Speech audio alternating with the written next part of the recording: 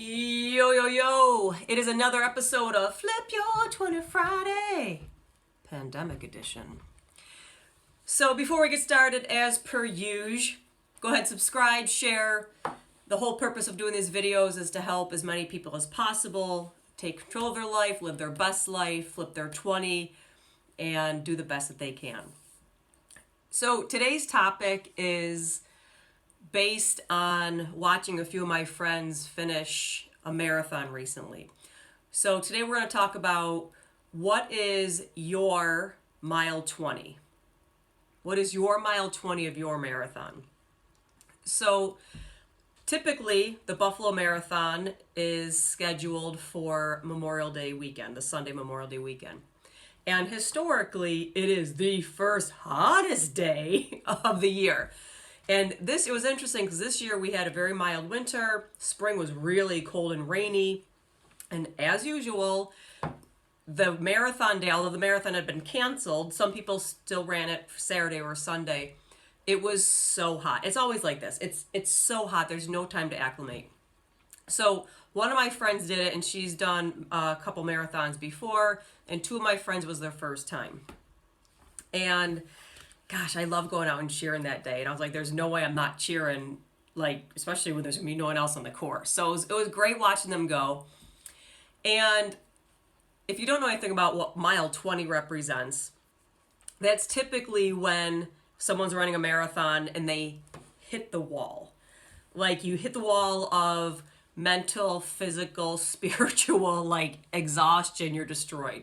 Because typically in your training runs, your longest run is 20 miles for the most part. Some people do more, but that's kind of the standard, if you will. So when I did my first marathon, we started in Buffalo, we crossed the Peace Bridge over into Canada and ran all the way up the Parkway to Niagara Falls. And when I got to, I think it was mile 20 or 22, and you could see the mist of Niagara Falls rising up, and I started hallucinating. I literally was talking to the falls. Like, it's wild. Like, just weird things happen when you get to that mile marker, that mile 20. And as I was watching my friends go, and they just kept going and forward as a pace, and it was hot as heck. Friends were out supporting. It was so beautiful. You know, they had me when I did my marathons, them on this day. Anyone who's ever done that before, you have to dig deep. You have to dig deep, and you just keep going. Whether it means you keep running, you keep walking, you got to change out your shorts, you got to get more ice in your bladder for your water to keep it cold, whatever, sunscreen. You have to figure out a way to keep moving forward to cross the finish line. And as usual, when I'm out in nature or experiencing things like this, it gets me thinking quite a bit of how this applies to our real lives. So for you, what in your life right now is your marathon? Maybe if you're a student or a teacher and you're still in school, maybe finishing this last week or two, this is mile 20 for you. Maybe for a lot of the parents out there with a lot of summer things being canceled or not going on as normal, maybe that's your marathon. Whatever it is for you, we kind of hit that wall, that mile 20, that wall of when you just don't think you can do it anymore. And anyone who's ever done a marathon knows this. You're just like, why am I even doing this? I could totally stop now. It wouldn't matter. But then there's something inside that flip your 20 moment of, it's important to me. I've already sacrificed. I want to cross the finish line. I want to earn this because nobody can take this away from me. And I want to be able to reflect and look back and say, I did the best that I could. So where in your life right now are you dealing with mile 20 of your marathon? And what realistically do you need to do and can you do to keep moving forward? Right? Maybe if your big summer plans are canceled, maybe it's taking a weekend camping trip or setting up a tent in the backyard and having your kids out there.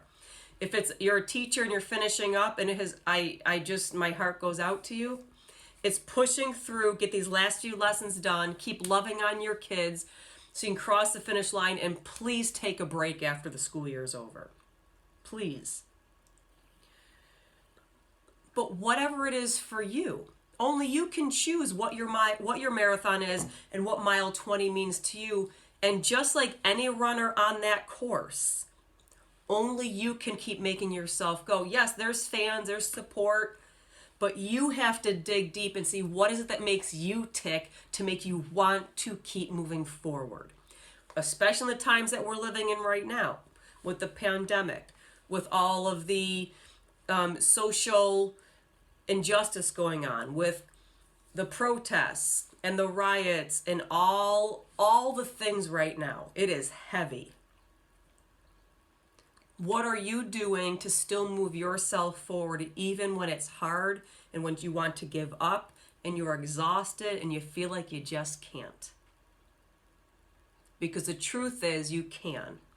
And you will find that next gear to flip your 20 to keep moving forward. Nobody said it's easy. If you know me, you've been watching these videos, my message is never about easy. It's about what's possible.